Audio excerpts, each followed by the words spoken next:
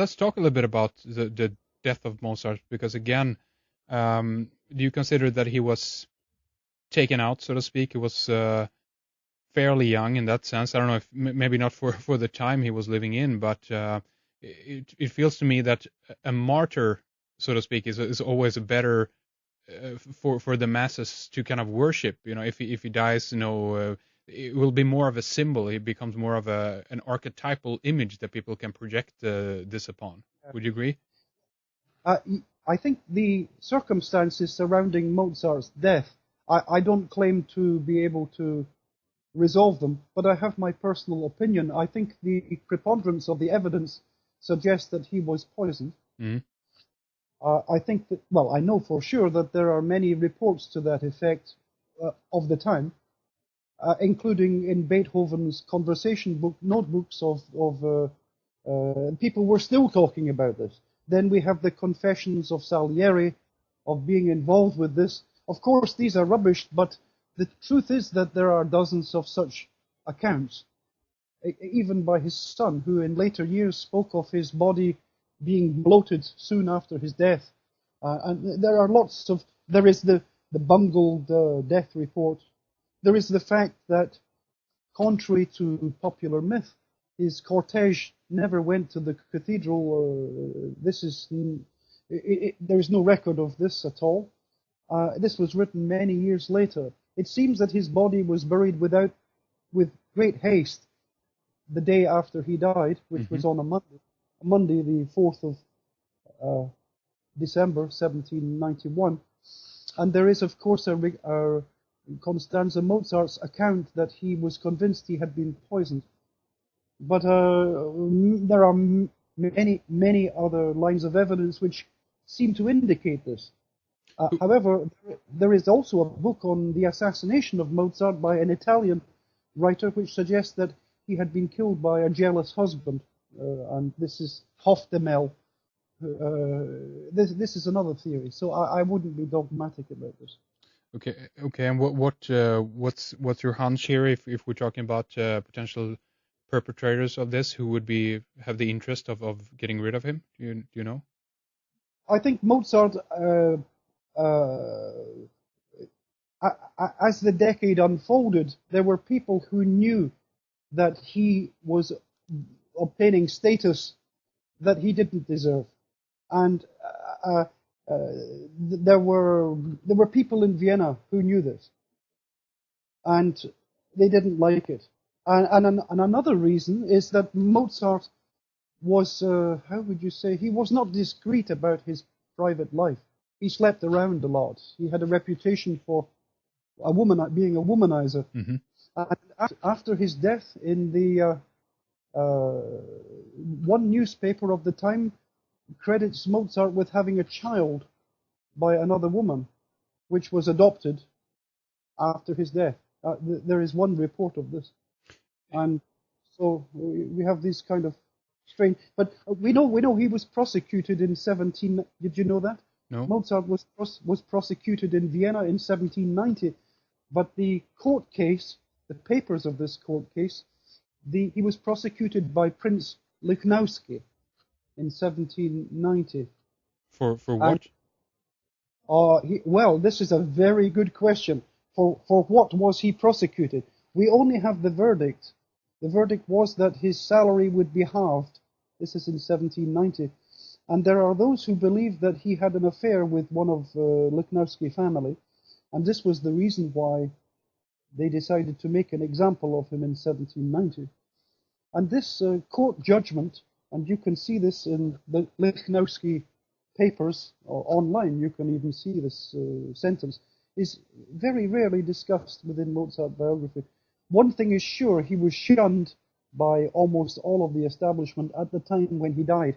The idea of a cortege following him to the gravesite or turning back because of the weather is nonsense. It was actually a clear day on the 5th of December, 1791. So, there is so much mythology constructed around his life that it's hard. And then, of course, there is the Requiem, the affair of the idea that he died still dictating notes from the Mozart Requiem. Mm-hmm. This is fiction.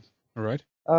In 1825, an article appeared in the Vienna Music Journal stating that this Mozart's Requiem was a falsification. It was written by other people. There is a big article about this, but you don't hear much about this. And then secondly, the commission to write a Requiem has never been seen, ever. I mean, It's a piece of paper. Nobody has ever seen it. So, but it was a fitting end. It was a fitting end in the Mozart story that he should be writing a Requiem. I mean, as a loyal son of the Catholic Church, you couldn't have a better ending to the story than this. But it's fiction. And likewise, there were so many false reports surrounding his final days. There was no. Sorry. What about Beethoven's role in all of this? What's your opinion of him as a composer and his? Do you think he's genuine as well here? It's an interesting question. In 1783, Beethoven was being compared to Mozart in an Illuminati publication of that year. But Beethoven was a pupil in Bonn, of course.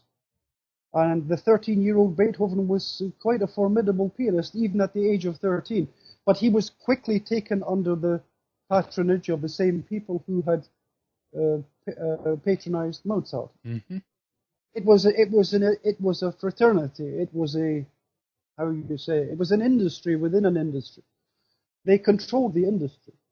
And Lichnowsky, the same Lichnowsky, was an early patron of Beethoven. And if you look closely into these things, you can find some strange things in the history of Beethoven. But it's a big subject, and I don't want to bore you with that. But Cartellieri, whom I mentioned before, is one of the composers who worked with Beethoven. You know the dedication on the Eroica Symphony? No. Beethoven's Third Symphony is the Eroica Symphony. Yeah? Okay. Mm-hmm. Okay. This dedication is dedicated to a hero who has recently died, and everyone thinks this dedication is to Napoleon Bonaparte. But no, it's not Napoleon Bonaparte. The dedication came 6 years after it was finished, and this dedication was to Joseph Cartellieri. Cartellieri was his musical colleague, and he had just died. And Beethoven wrote this, but everyone since that time has said, no, this symphony, Eroica, is all about Napoleon. But it wasn't. So there are lots of things like this. Very interesting. How about if we talk a little bit about maybe we can begin with the marriage of Figaro. Was this something, I guess, is this a favorite piece of yours that you've really been studying more in detail than others, or is this just something that have caught your attention more because of the inconsistencies in how this was put together? Figaro has a track record of discrepancy. 1 year before the premiere, there was a performance of Le Nozze di Figaro in Frankfurt, but nobody speaks about that. Figaro is high-profile Mozart, and yet has a story more complicated than most. It made him famous, and it catapulted him to enormous fame, but it was the product of several composers.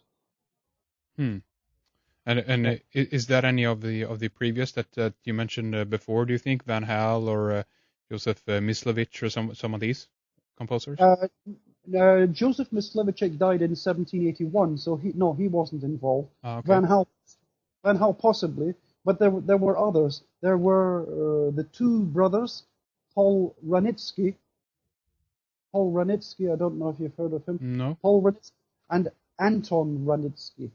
These were two Bohemian composers. One of them was employed in Bohemia, the other one was in Vienna.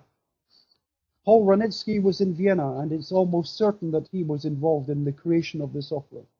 If you listen if you listen to his music, it's astonishingly similar to Mozart's. Really? That's interesting. Yes, yes, yeah. The first opera that was staged after Mozart's death was an opera by Paul Wranitzky, Oberon, which was the most popular opera in Vienna for 30 years, and yet today nobody's ever made a recording of it. Can you imagine that? The most popular opera in the whole of Viennese musical history is Oberon by Paul Wranitzky, and yet you will look in vain to find a recording of this. That's strange. Yeah, you should check it out. How about the magic flute? And again, this is one that many have looked upon as having Freemasonic symbolism. The initiation ritual are potentially interwoven in here. What's your take on all of that? Is that also kind of a crowning achievement, do you think? And this is something that the controllers wanted to have in there? Well, the marriage of the magic flute has an interesting history. It's really the fusion of all of the fraternities, the fusion, the culmination point, if you like, of everything that they had worked for. It was Mozart's last big public opera. It wasn't his last opera. His last opera was La Clemenza di Tito, but that was an opera seria. It was his last public opera. And the thing about the magic flute is that it is a Rosicrucian opera. The chemical wedding. Sure, alchemical wedding, yeah. If you look at the chemical wedding and the marriage, there's even a book on this subject written by a German 4 years ago. It was a Rosicrucian opera, but it was also an Illuminati opera, and it was also a Jesuit opera. Okay. Can you imagine all of these things are to be found within here, and the text. I don't know if you know the man's name, but the man who's credited with writing the text for the magic flute was named Giesecke. How do you spell that? Gieseke.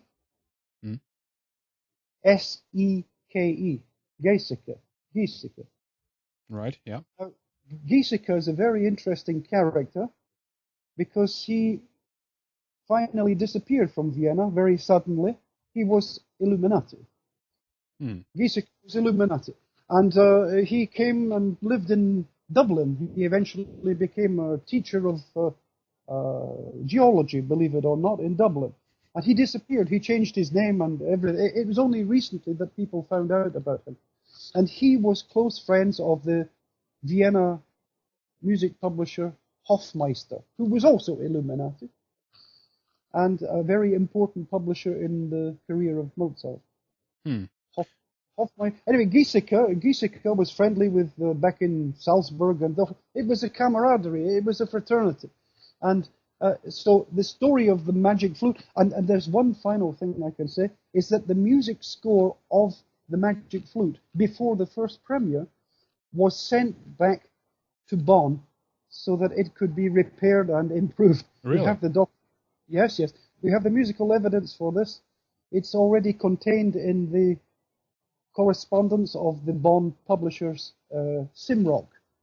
Simrock was a publisher, and one of his letters, 20 years after Mozart's death, agrees that this opera was sent to Bonn even before the premiere.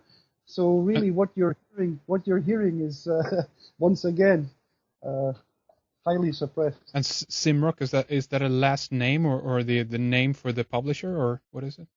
Simrock was an Illuminati publisher who was based in Bonn. Okay. Based in Bonn.